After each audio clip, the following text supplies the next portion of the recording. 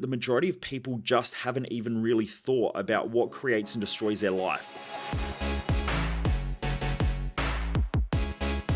Okay, so in this episode, I'm going to be talking about a conversation that I had recently with someone who was earning about $500,000 a year. They were doing quite well in their career. They were highly successful in regards to, I guess, the average of society. Also, other people had consistently told this person that they were doing really well in life. But when I spoke to them, they were massively unfulfilled, had a huge lack of clarity in what they wanted to achieve. They had these self-sabotage patterns, these emotional volatile states that they were going through.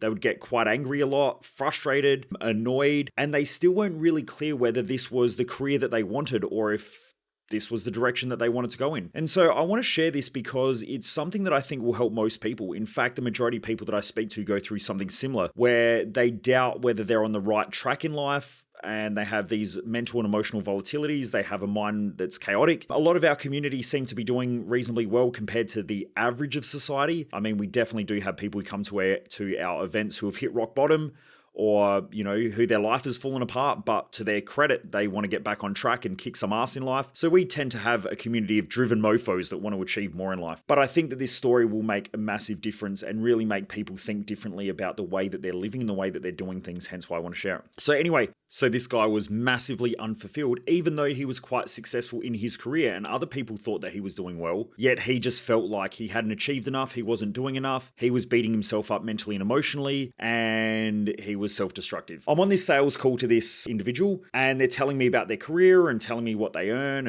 and so on. You know, I guess I'm asking all the questions and extracting this information. And anyway, we get down to the close and it was relatively cheap, like it's $2,500 the close or $2,500 Australian. And the person goes, oh, look, you know, I need to think about it. And I said, well, what's the problem? Is it the money, whatever? And they said, oh, no, I just need some time to think about it because, you know, it is sort of a lot of money. And so I stopped them there and I said to them, look, I just want to ask you a question. How much have you spent in studies, in learning, and, you know, in your own growth? And they said, well, the career that we're in, the university degree was a couple of $100,000. So it was quite a lot with all of the study and extra study and books and travel and all that sort of stuff that they had to go through in order to have the career that they had. And I said, so, okay, so you've spent a couple of $100,000 on your university degree.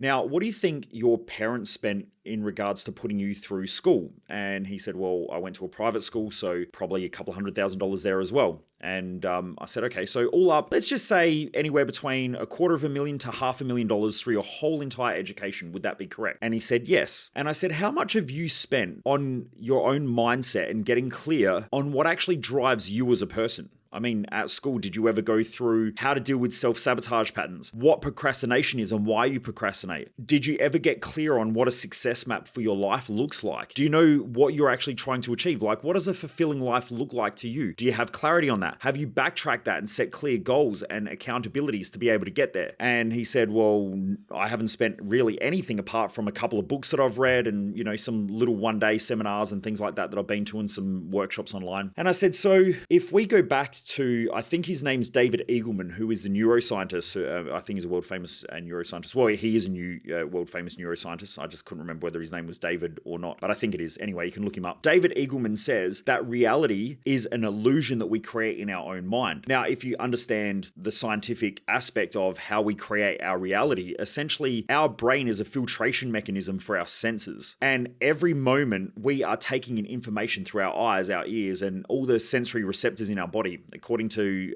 hard science at the moment, there's about 33 senses in the human body, but I have heard over 100 if you look at things like Golgi tendon organs and all those sort of things. So most people are aware of the 5 senses, but if those senses are feeding information back to our brain to tell us what the external world looks like, feels like, smells like, our brain then has to interpret that world. Now, you can have 2 people walking down the same footpath who see the world in a completely different way. And this happened to me, and I was explaining this story to this gentleman as well. I was walking down the street in North Adelaide, and as we're walking along, the client that I was with at the time, who was attending one of our events, we were just going to go grab some lunch. And they said, wow, there's a lot of for lease signs here down this street. It looks like there's, you know, businesses are struggling here in Adelaide. They were talking about, you know, this economic downturn and so on that we'd had. This was about 2 years ago or 2.5 years ago anyway.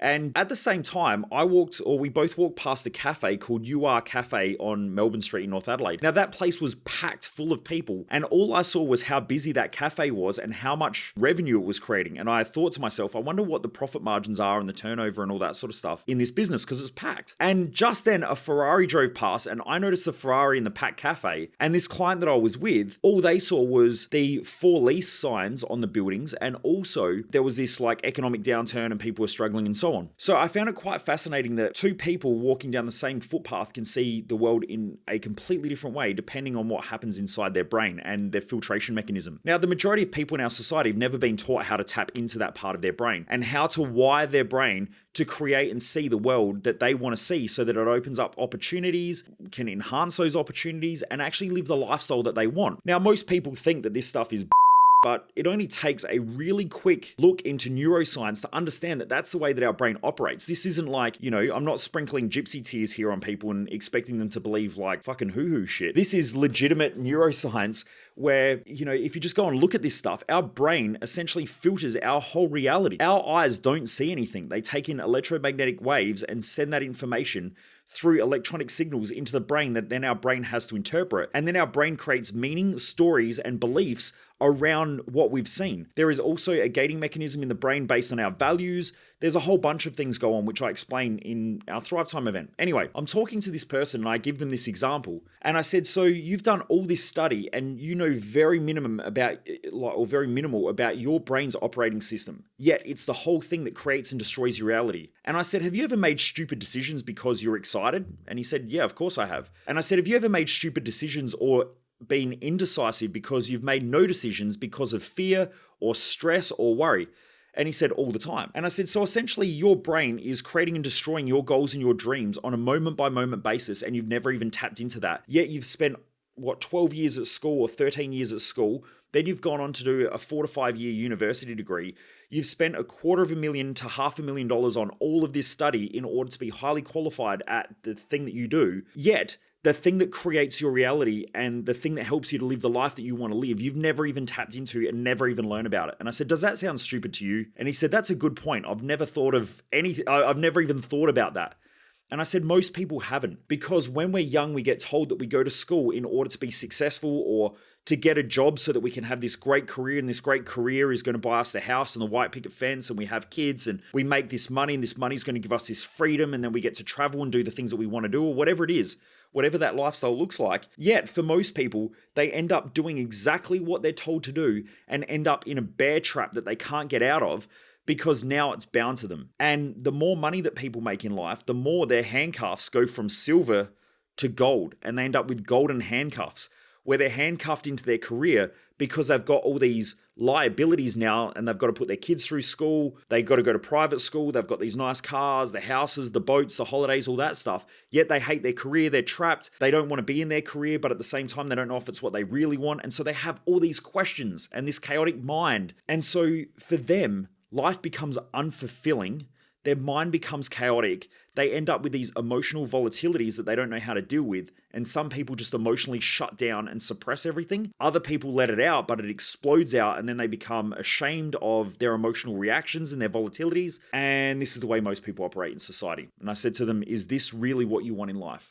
And he said, no, I want to change that because I know that they're the things that I don't want. So anyway, the point that I make, and I ended up closing him to come to our event. But whether people do come to my event, this isn't a sales pitch for my events. But what I'm getting at is that the majority of people just haven't even really thought about what creates and destroys their life. And I would assume that the majority of the creation and the destruction that happens within a person's life is in their own head. Because if you study a slight amount of neuroscience, you'll see that our whole reality is filtered through our brain. And our brain holds on to these beliefs, these stories, and these meanings based on past experiences, and then tries to navigate our current reality based on those past experiences. There's a part of the brain called the thalamus, which sort of directs and feeds information to other parts of the brain and so on, to try to interpret what we perceive moment by moment. And the majority of it is based on past experiences. So if you have beliefs from your past that you can't trust people, then your current reality is going to keep popping up things, unless you deal with those past beliefs and those past stories and the past meanings. You're going to keep having a current reality which fits your past reality because of those beliefs and the stories and the meanings that you've attached to those past experiences. So most people think that in the future things will change, but most things won't change for most people because number one, they keep reinforcing the same beliefs that they have. They keep giving the same meanings to things, and they keep creating the same stories over and over and over again in their head in order to navigate their current reality. And because of that, their past becomes their future, and they just go around in circles. And most people are pretty predictable.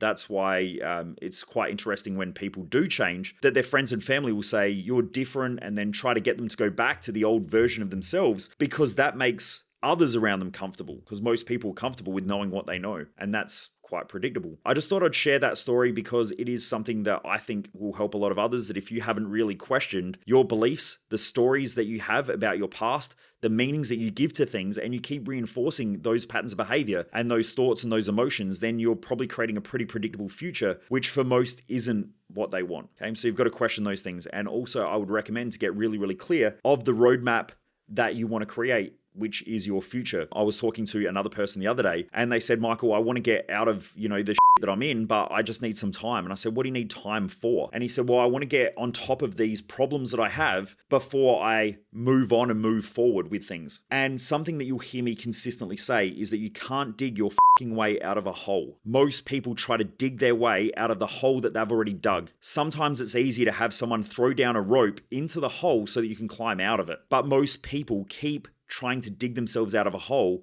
with the same mindset, with the same psychology, with the same beliefs, with the same stories, with the same meanings that they've had in the past, which have led to the problems that they currently have. That's the reason why most people are predictable.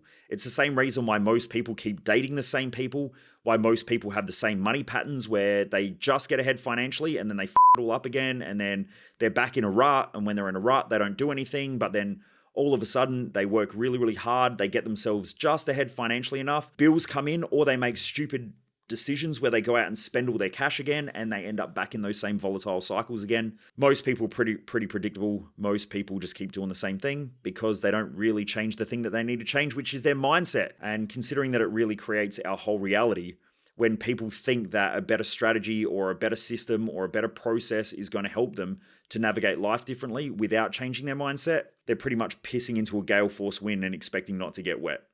It's pretty pointless. But anyway, I just thought I'd share this because hopefully for one person out there, this clicks and they realize that their mindset probably has a greater impact on what they think, and that they probably need to change a lot of what's going on in their head if they really want to change the results that they're getting. And the best way to do that is to work with someone who is highly skilled in that area. Or you can read books, you can go to seminars, you can attend events, you can watch YouTube. There's lots of different ways that you can do it.